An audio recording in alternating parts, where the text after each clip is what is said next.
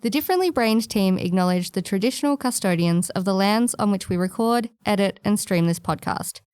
We pay our respects to all First Nations peoples and their elders past, present, and future.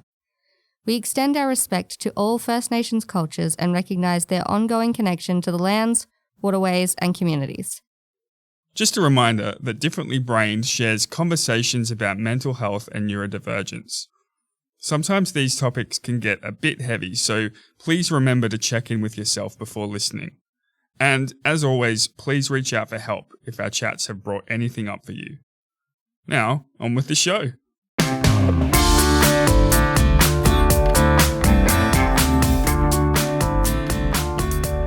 Hello, and welcome to another episode of Differently Brained, the podcast where no brain is the same. I'm Lachlan Rutherford. And I'm Jacinta Dietrich, and today we're both in the same room, buddy. We are. We're in the same room, same state, different sides of the table. This is astounding for our podcast. This is the first in-person episode between me and you. We've tried in-person episodes with guests before, but this is the first one of us. So shout out to State Library of Victoria for having an excellent free podcasting studio. We will be hopefully here many more times because I am on a quest. I'm being bullied to move down here. Lachlan will move. So today, this episode is literally all about, you have been here for a handful of days. I have. We're going to chat Melbourne. Travel, cities. Shall we start from the beginning? Lachlan, how does travelling go with your mental health and neurodivergence situation? Pretty bad. Pretty bad? Pretty bad. I can imagine that's probably the case for most people, though. I have not travelled a lot, but I have travelled enough times and for long enough distances for me to realise that I don't love it. I went to America like a decade ago, and I found navigating the different airports was hellish. And again, like I would imagine that this is the same for non-neurodivergent people as well. It's not a nice place to be at. I don't know. I feel like some people don't mind an airport. Yeah. Like Emma Thompson in bloody Love Actually. She loves an airport. No, not Emma Thompson. Hugh Grant. Doesn't he say, look, most people hate airports, but I love airports. So. How did you get Anyway, seriously, bro. Get your Love Actually references correct on this show or you're out and I'll replace you. Obviously, yes, Hugh Grant, I believe, Prime Minister of England at the time. Obviously a big passionate guy for airports. But I've been asking around generally personally because I'm not a fan of airports and I have a few airport trips coming up and I hate them. I absolutely hate them. So I don't think it is super common for people to hate airports. Maybe not. I don't know. Let us know. I mean, you hate them. When it comes down to it though, like a lot of it is because it's all running strictly on deadlines. You have to be in a certain place at a certain time or else you're fucked up, It's true. They leave you behind. When I had to come home from America one time, it was a really kind of traumatic experience because my dad was dying in hospital. And so I had to get from Boston to LA and I had a 15-minute layover in LA to get from that airport, 15-minute layover in LA to get from LA to Brisbane. So I had to navigate from domestic terminal to the international terminal in 15 minutes, also collect my bag, check in, go through security. And I was late and it was terrible. It was one of the most traumatic experiences that I've had. Were you one of the people that they had to say Lachlan Rutherford? Yes. Oh. Yes. Oh, buddy. And when I got on the plane, I was the last person to get on the plane. Everyone was seated. And I walked through the business class to get to my shitty seat in economy. And they were all looking at me. I'm like, man, this isn't fair. So that has kind of colored my perception of airports. But also I think I would have felt like that anyway because rushing to and from places when there are heaps of people around and also it's basically just a very big multi-purpose shopping centre. Yeah, absolutely. Don't like that. Not about that. It's like the busiest shopping centre ever with just a shitload more noise and a bunch of rushing and planes. Like, absolutely not. I am also not an airport girly. I am building a lot of strategies for how to get around. I'm fine on the plane. Mm-hmm. It's, just the in-between parts and the being there early. Like, I can't not get there early because that stresses me out. So I'm genuinely like hours early every time because I missed a flight once and it was very upsetting.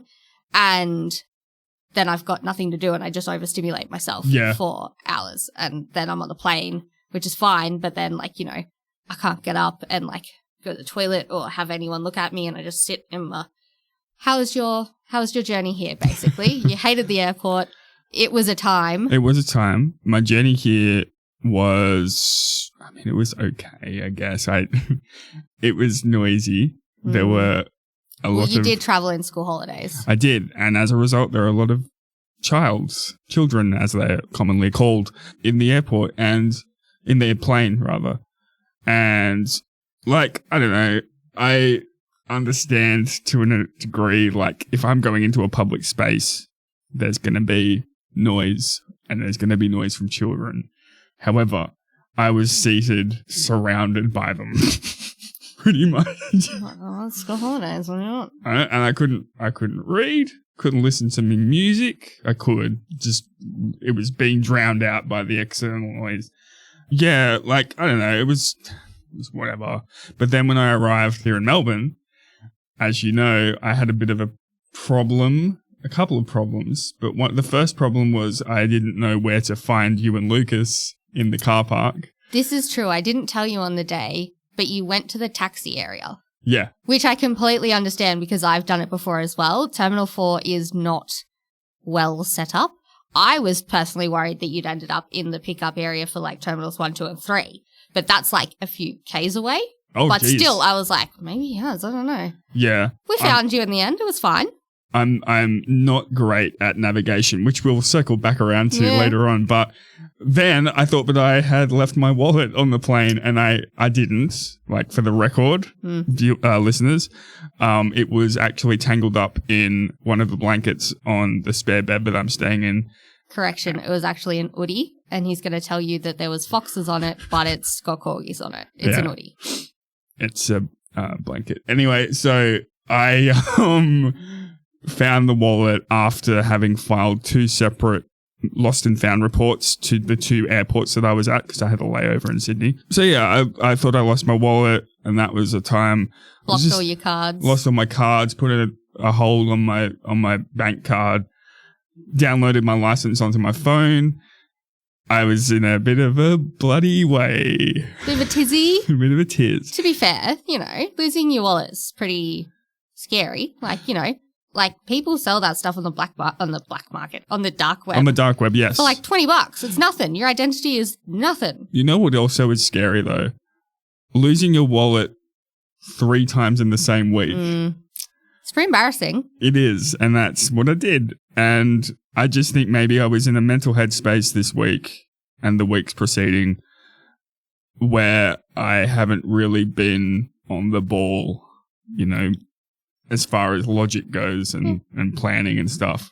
Because, I had this thing in my mind, I'm going to Melbourne in a couple of weeks, and that's all I had. Like, it was almost like I had blinders. Like, that was the thing to focus on. Yeah. And everything outside of that was just noise. Children on the plane. Like children on the plane. Yes. But you got here safely, and we found your wallet, and everything is all fine.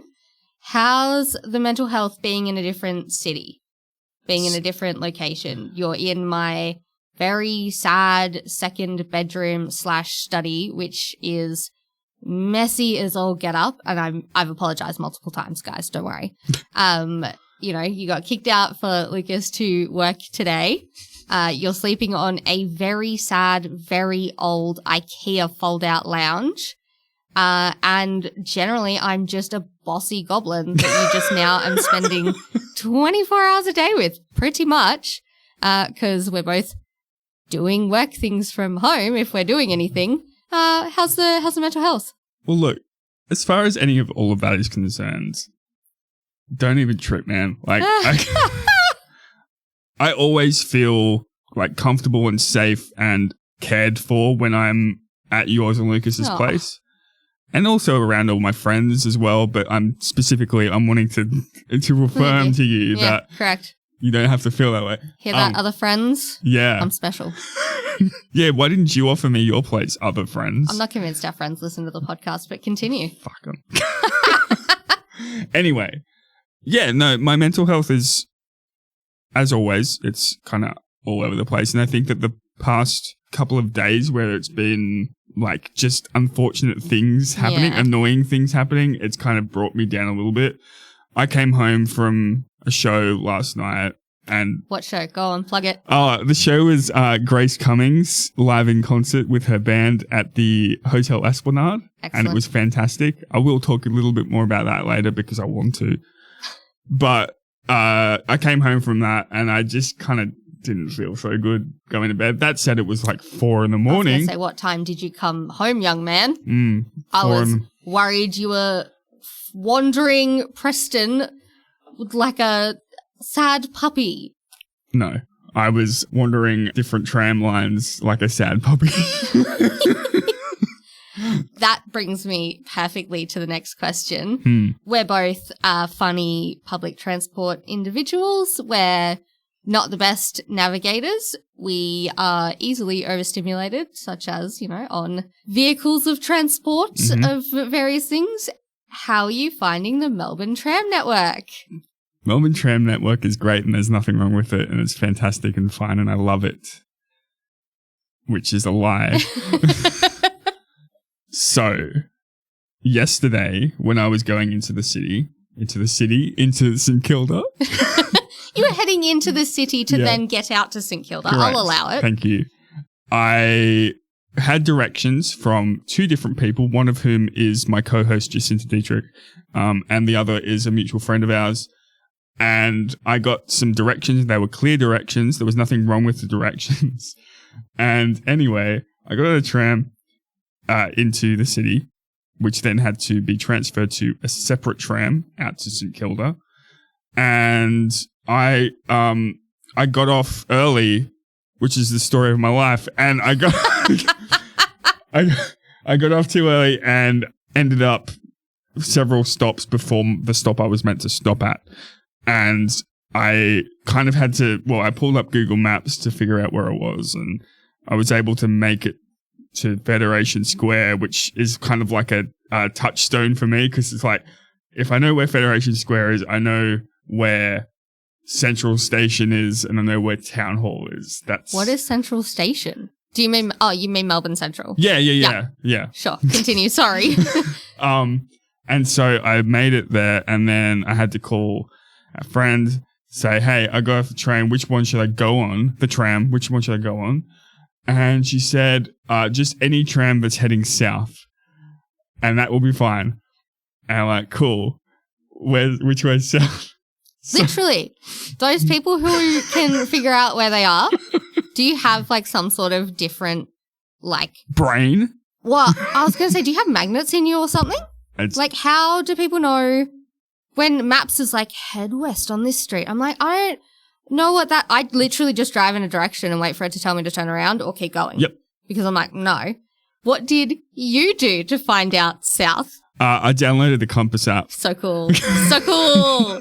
Yeah. And then I told our friend that I downloaded this Compass app and she said, delete it. There's a compass on Google Maps. And yeah.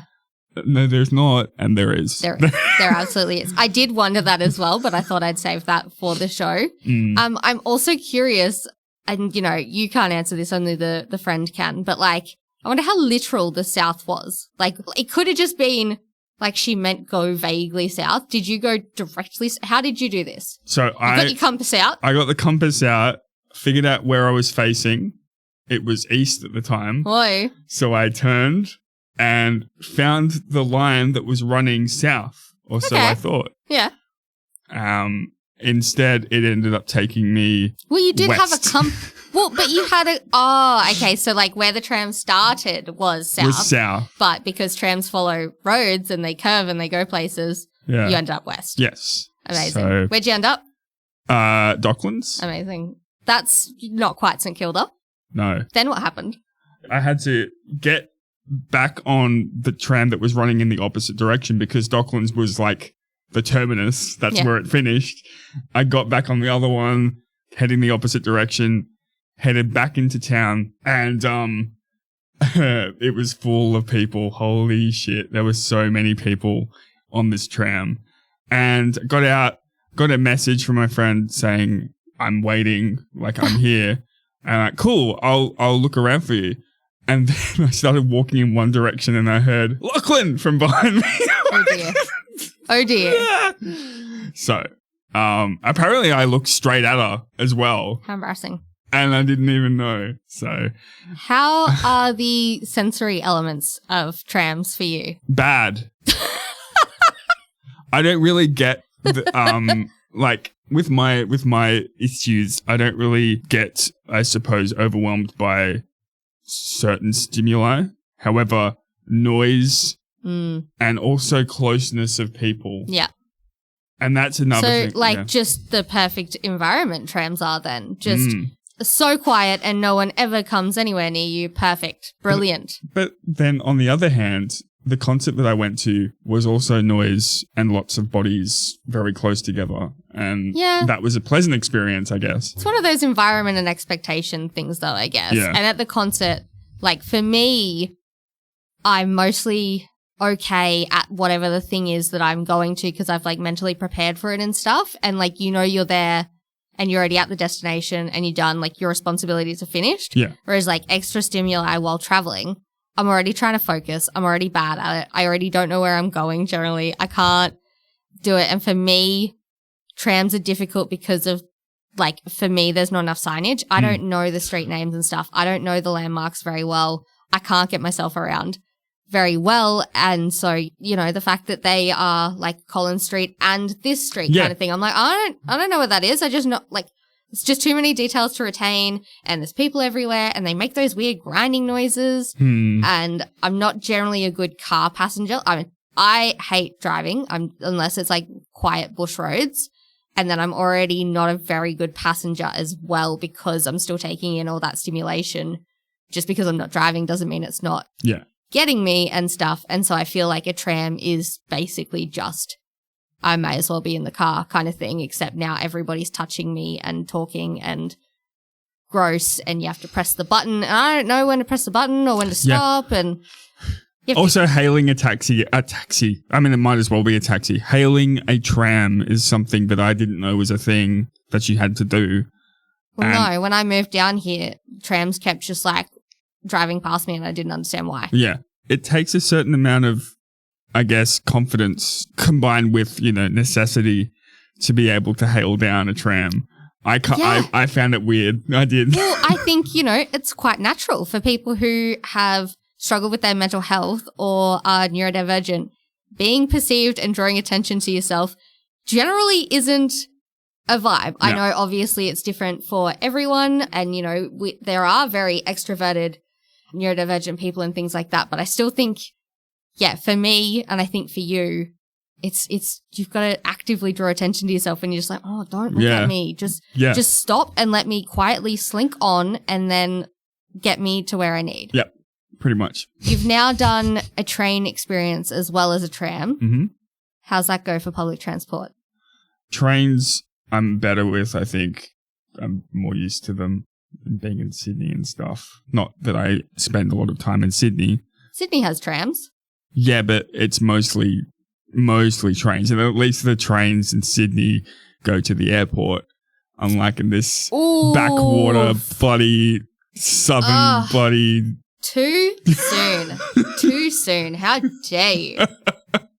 I have an upcoming Sydney trip and I am genuinely so furious that I'm going to have to get an Uber to the airport in Melbourne, but then I'll be able to get I'm stoked I'll be able to get a train from Sydney Airport to wherever I end up staying, but also furious that it'll probably be a Lucas work day and I'll have to get myself to the airport. I don't like doing that. I'm not parking. Ugh. I'm not made of money. Yeah, that's it. Yeah. Bloody Melbourne airport parking fees. Ooh. If you're listening. Man, we sound like boomers. I know. All right. So you've had, an all right time so far. Yeah. A few things have gone wrong. A few things have been, a bit overstimulating. How do you find actually being in the city? We've been physically in the city a couple of times now. What's that like compared to the tiny rural town you come from? It's different, obviously. I like cities aesthetically speaking. I think they're cool. I like tall buildings and I like interesting architecture, and I like that it seems to be a cultural hub, I suppose, which is very, very not like Lismore. What? Although that's not true. That's unfair because Lismore is. They're trying. They're just small. Yeah, exactly. And it's a different kind of. Biggest cultural moment for Lismore is, you'll have missed it now, so wait for next year. The Lantern Parade. Yeah. Lantern Parade on winter solstice. Banger. Yeah. What a fantastic cultural event. That's probably the only thing I can list and be stoked about, but it's cracker. You can sometimes watch it live now on Facebook, so next year go and check it out. So there's some things they're trying. Absolutely, yes. So that was unfair of me, but yeah, there's a certain type of, I guess, culture in the cities that's very different, and I'm attracted to that. But by the same token, in cities, more so I found in Sydney than being here, people are very, very insular. They're very turned in on themselves, I suppose, which you kind of have to be because people are always trying to get somewhere or do something. And there's not really many people who are just like there, taking it all in, dawdling, which is what I'm doing as a tourist at this point. Like I'm just kind of there. People don't, if you walk past someone and smile at them and say hi, that's probably a bit of a taboo thing. Like no one really returns that gratitude, which is different. We're going to test it on the way home. On the train home, I'm going to smile and talk. Well, probably not talk. That's probably a bit fun. I'm going to smile to a lot of people and maybe like some nods and say hey, and I'll see what happens. I think you're probably right. I will say though, on our way here, there was a train that was running in the same direction as us, and it was like we were racing basically. And I looked across to the other window, and there was this old man in the carriage, and he gave me a thumbs up, and it was just so cool. I didn't return it because I'm an idiot, but yeah, it was the cutest thing ever, and I hope that gentleman listens to our show. Yeah, get in touch. We were very impressed. Yeah, his face lit up when you guys made eye contact. It was the cutest thing. I was like, "Sir, you are a legend." That's my new best friend. Yeah, but yeah, I like this part of the city that we're in right now. This sort of library. You like the library. I like we the all library. like the library. Mate. I like the library. I like Federation Square. Oh, controversial. Well, I don't actually know if it is. I don't like it. I've heard that it can be a bitch to navigate in a car or whatever, but I just find it overwhelming and weird. So I think architecturally doesn't do it for me. Yeah, it's a bit, It's not great. I think when I first moved down here, I didn't understand that it's literally just like a block of nothing. It's just a meeting place. And I was like, so I was expecting like a big, cool building. I think, obviously next to Flinders Street Station too, it looks like shit. Yes. So I ain't impressed. So maybe it's not controversial. Maybe literally everybody else likes Federation Square and it's just me. But I was pretty underwhelmed. I was like, oh.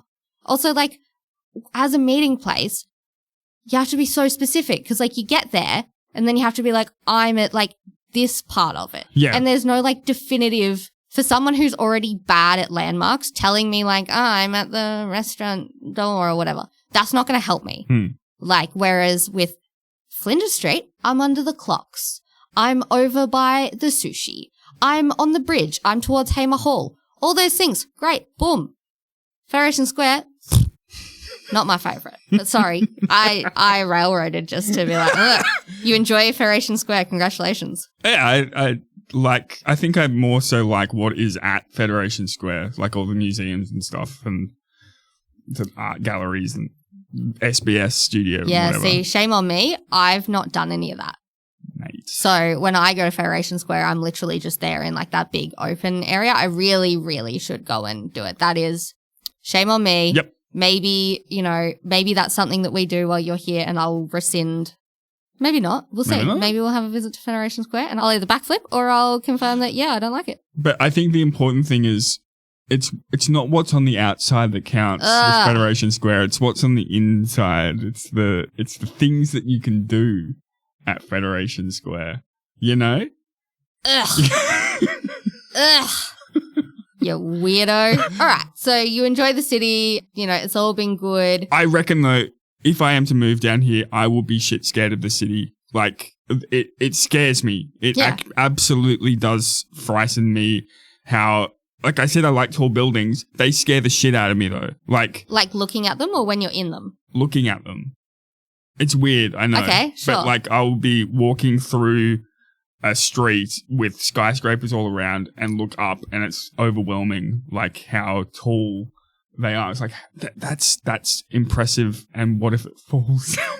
I am constantly, so not so much when I'm outside of them, which now maybe I will be worried about it, but any time I'm above like a 4th floor or something, I'm like, what if it falls? What if the whole building crumbles?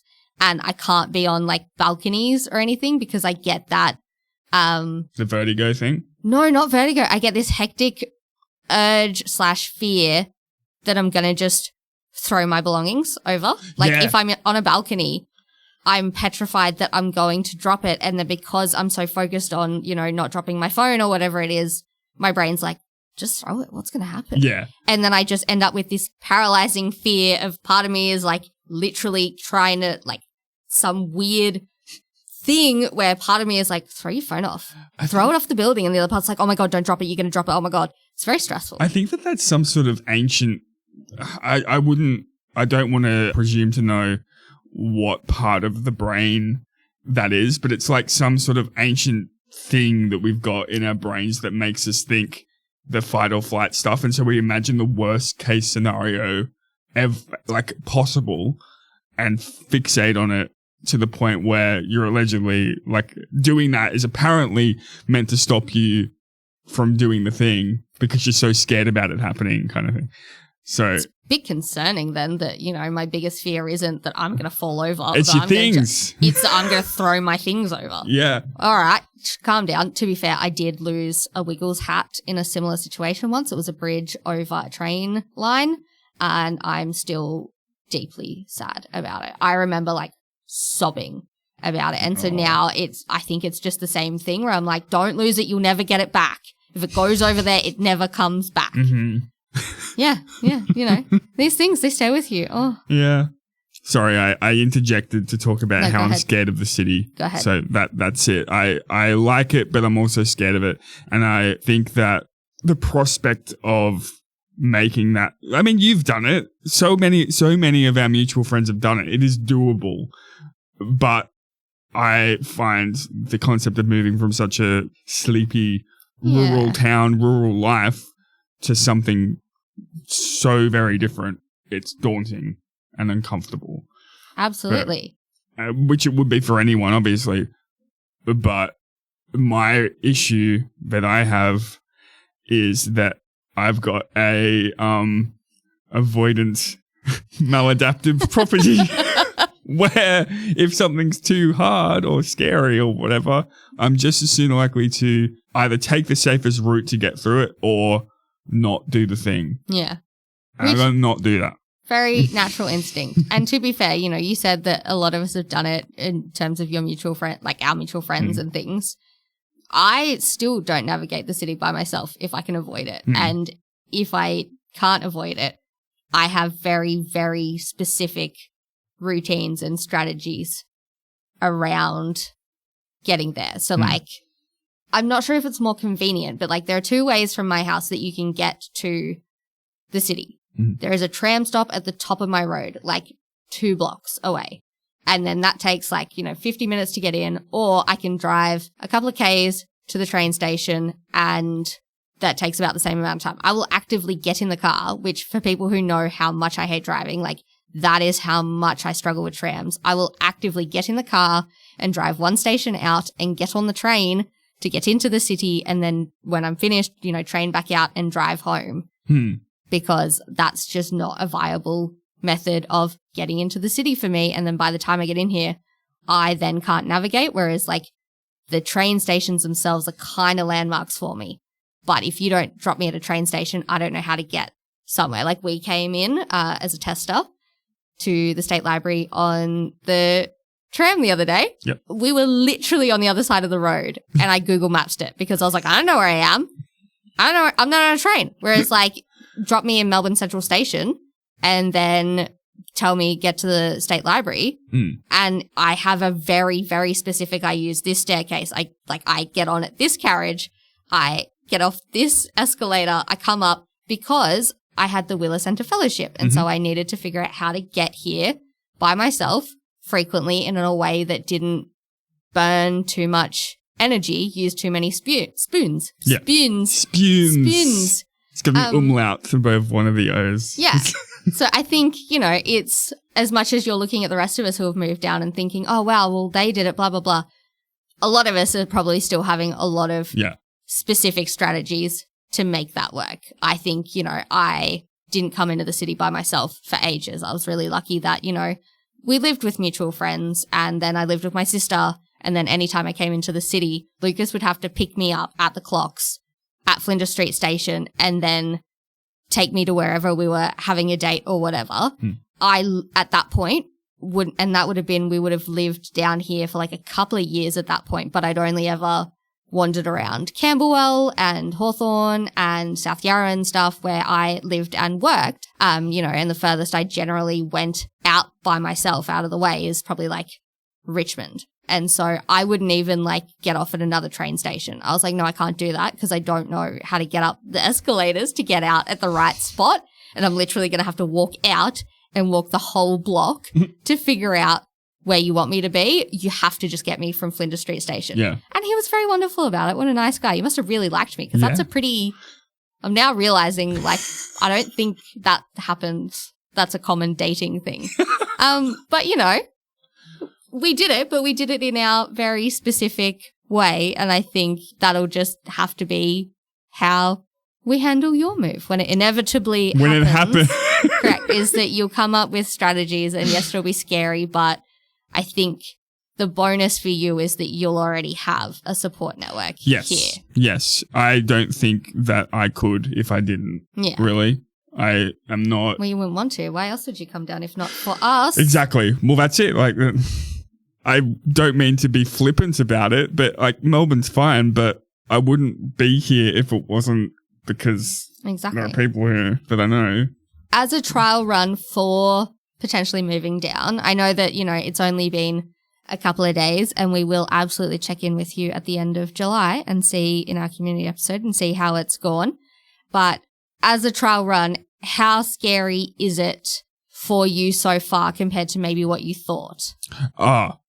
Less. Less? Yeah. Yay! So as much as I went on earlier about how stressful the situation was with the trams yesterday, I didn't find myself in a panic at any point. Like I wasn't having a meltdown or a panic attack or thinking I'm going to miss this show. I'm going to miss, because I went early, but like I had contacts and I had a cool enough mind about me at that point in time to see it through. And like, if something shit happened, then I would be just like, oh, that's annoying, but I guess I've just got to try it again kind of thing. Yeah. Which is out of character for me.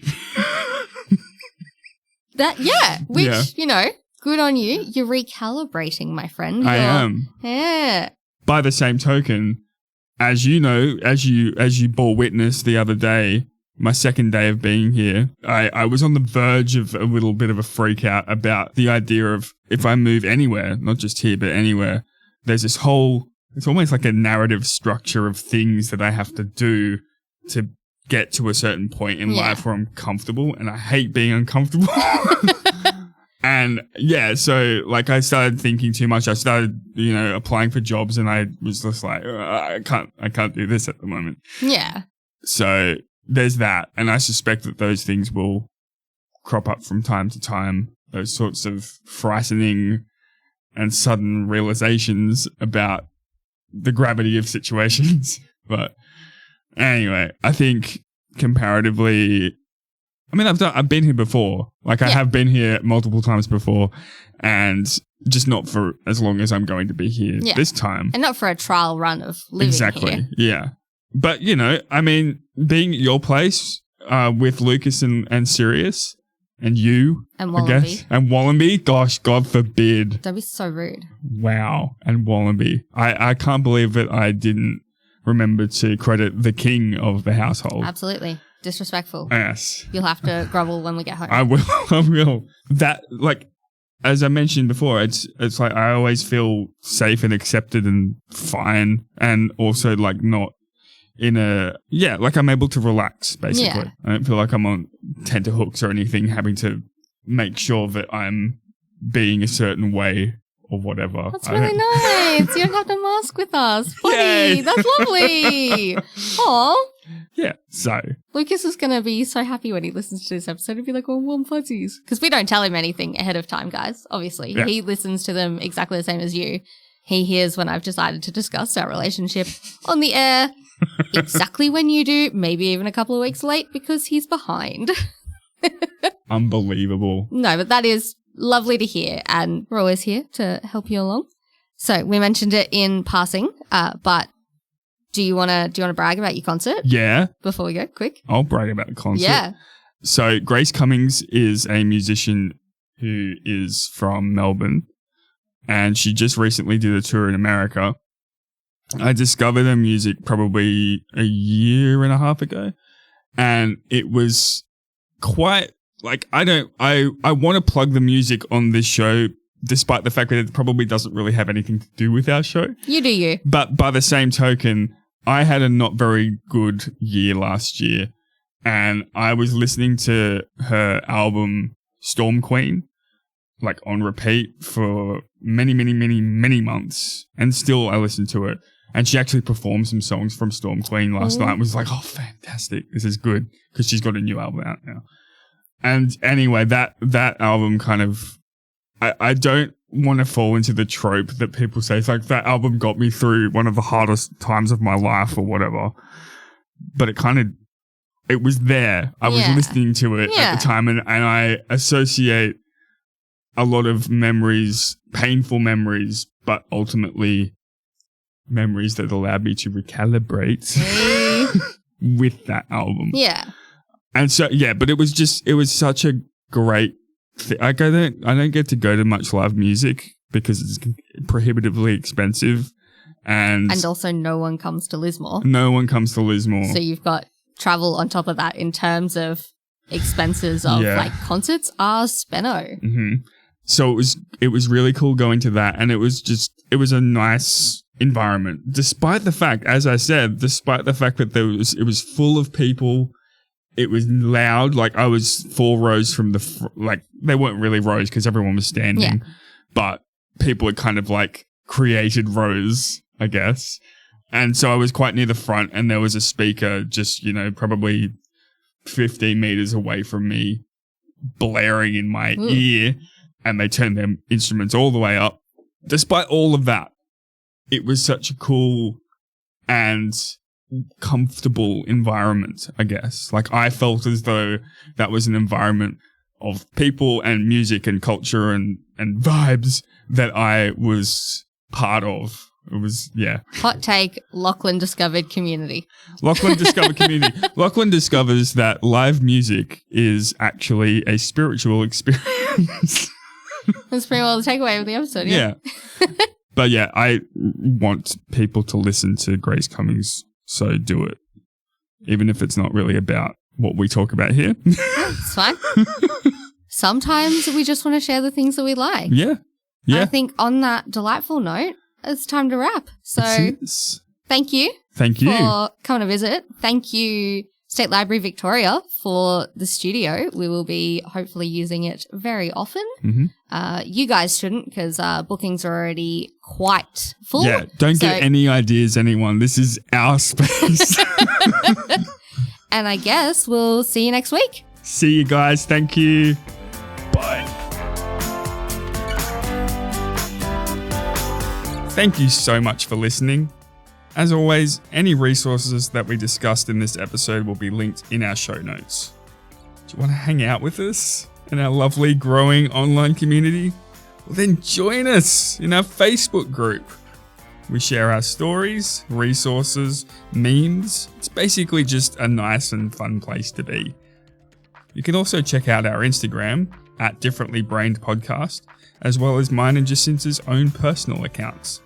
All of our episodes are available to download and listen to on Spotify, Apple Podcasts, and wherever else you find your podcasts. Differently Brained shares the opinions of individuals and does not consider your personal circumstances. Differently Brained exists purely for information purposes and should not be relied on as health or medical advice. Because no brain is the same, please consult your healthcare professional for your personal medical needs.